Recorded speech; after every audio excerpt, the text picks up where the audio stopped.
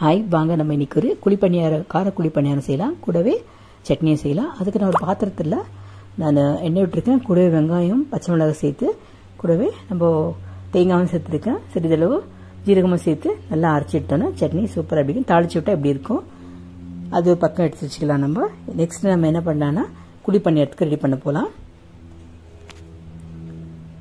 ஒரு கப்போட அரிசி மாவு எடுத்திருக்கேன். கூடவே கேரட் போட்டிருக்கேன். தேங்காய் போட்டு சேர்த்துக்கலாம். அப்புறம் நான் கொஞ்சம் வதக்கி வச்ச கடுகு கடலைப்பருப்புலாம் அதையும் சேர்த்துருக்கேன். ஒரு வெங்காயம் துருவி வச்சுருக்கேன், அதையும் சேர்த்துருக்கேன். சேர்த்துட்டு எல்லாத்தையும் நல்லா ஒன்று போல கலந்து விட்டுக்கலாம். ஒரு கால் கட்டோட கொத்தமல்லி சேர்க்குறேன். ரொம்ப நறுமணமாக இருக்கும் கொத்தமல்லி இருந்தாக்கா. சரி, நல்லா கலந்து நம்ம இப்போது தவா வச்சு குழிப்பணியாரம் வச்சுருக்கேன். அதில் நம்ம கொஞ்சம் கொஞ்சமாக எடுத்து விடலாம். வெந்தோடனே நிதானமாக திருப்பி போட்டோம்னா சூப்பரான குழிப்பணியாரம் ரெடி ஆகிடும். இசைத்துக்கு ஒரு 10லேருந்து 15 நிமிஷம் போகும். சூப்பராக இருக்கும். ஒரு நல்ல டிஷ்ஷு கூட. காலையிலையும் சாப்பிடலாம், ஈவினிங் ஸ்நாக்ஸாகவும் சாப்பிடலாம். ஸ்பெஷலி குழந்தைங்களுக்கு ரொம்ப பிடிக்கும் இது. எங்கள் வீட்டு பக்கத்து பாப்பாவுக்கு ரொம்ப பிடிக்கும். நீங்களும் செய்து பாருங்கள். பார்த்ததுக்கு நன்றி. தேங்க்யூ.